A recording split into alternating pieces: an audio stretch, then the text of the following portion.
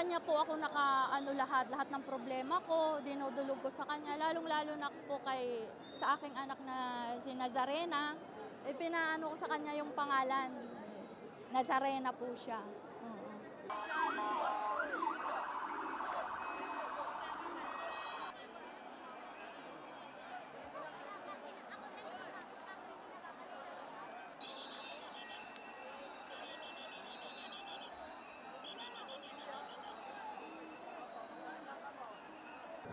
Actually, first time ko lang talaga din sumalang pero ang ganda pala ng masarap sa pakiramdam.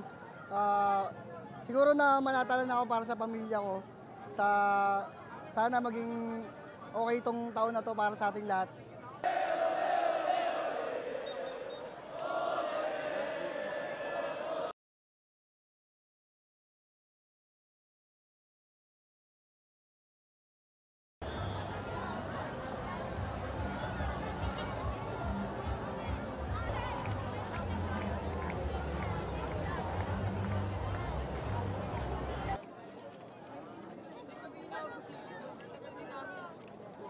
Ang daming nakakawag sa akin.